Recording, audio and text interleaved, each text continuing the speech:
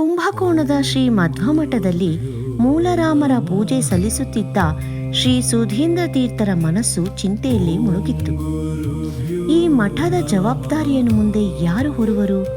ಮೂಲರಾಮರ ಪೂಜಾ ಕೈಂಕರ್ಯವನ್ನು ಯಾರು ನೆರವೇರಿಸುವರು? ಮಧ್ವ ಸಿದ್ಧಾಂತವನ್ನು ಲೋಕದಲ್ಲಿ ಯಾರು ಬೆಳಗಿಸುವರು ಎಂದು ಯೋಚಿಸುತ್ತಿದ್ದ ಕ್ಷಣದಲ್ಲೇ ಒಬ್ಬ ಪೂಜಾ ಮಂದಿರಕ್ಕೆ ಪ್ರವೇಶಿಸಿದರು. ಯಾರು ಎಂದು ಕೇಳಲು, ನಾನು ವೆಂಕಟನಾಥ ಸ್ವಾಮಿ ಎಂಬ ವಿನಯಭರಿತ ಉತ್ತರ ಕೇಳಿಬಂತು. ಗುರುಗಳು ಅವರನ್ನು ನೋಡಿದ ಕ್ಷಣವೇ ದಿವ್ಯ ತೇಜಸ್ಸು, ಅಪಾರ ಪಾಂಡಿತ್ಯ, ಅಪೂರ್ವ ವಿನಯ, ಕಳ್ಳ ಕಪಟವಿಲ್ಲದ ನಿರ್ಮಲ ಹೃದಯ ಅವರ ಮುಖದಲ್ಲಿ ಕಾಂತಿಯಾಯಿತು. ಮಂದಹಾಸದಿಂದ ಆಚಾರ್ಯರು, ಆಹಾ, ಶ್ರೀಕೃಷ್ಣನೇ ಉತ್ತರ ಕೊಟ್ಟಿದ್ದಾನೆ.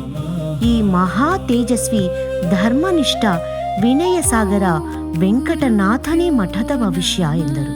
ವೆಂಕಟನಾಥರು ವಿನಯದಿಂದ ಹೇಳಿದರು, ಸ್ವಾಮಿ, ನಾನು ಇನ್ನೂ ಸಂಸಾರ ನೌಕೆಯಲ್ಲಿ ಮೋಹ ಹಾಗೂ ಚಪಲತೆಯ ಜೊತೆ ಪ್ರಯಾಣ ಮಾಡುತ್ತಿದ್ದೇನೆ. ಈಗ ಆ ನೌಕೆ ಪ್ರವಾಹಕ್ಕೆ ಸಿಲುಕಿದೆ. ನನ್ನ ಜವಾಬ್ದಾರಿ ಈಗ ನನ್ನವರನ್ನು ಸುಖದ ದಡ ಸೇರಿಸುವುದು. ಅದನ್ನು ಕೇಳಿ ಗುರುಗಳು ಮಂದಹಾಸದಿಂದ ಹೇಳಿದರು, ಪರಿಮಳಾಚಾರ್ಯ ಎಂಬ ಬಿರುದು ಹೊತ್ತ ವೆಂಕಟನಾಥ, ನೀನು ಯಾರು ಗೊತ್ತೇ? ನೀನು ಮಹಾಪುರುಷ, ಮಧ್ವ ಸಿದ್ಧಾಂತದ ಸಾರವನ್ನು ಲೋಕಕ್ಕೆ ಸಾರಬೇಕಾದ ಮಹಾನಾಯಕ, ಎಷ್ಟೋ ಗ್ರಂಥಗಳನ್ನು ರಚಿಸಬೇಕಾದ ಮಹಾಯೋಗಿ, ಲೋಕಕ್ಕಾಗಿ ಬದುಕಬೇಕಾದ ಮಹಾತ್ಯಾಗಿ, ಈ ಮಹಾಭಾರತ ದೇಶದ ಜನರಿಗೆ ದಾರಿ ತೋರಬೇಕಾದ ಮಹಾಶಕ್ತಿ. ಈ ಮಾತುಗಳನ್ನು ಕೇಳಿದ ವೆಂಕಟನಾಥರಿಗೆ ಕ್ಷಣಕಾಲ ಏನೂ ತೋಚಲಿಲ್ಲ. ಅವರು ಮೌನವಾಗಿ ಗುರುಗಳಿಗೆ ತಲೆಬಾಗಿ ನಿಂತರು.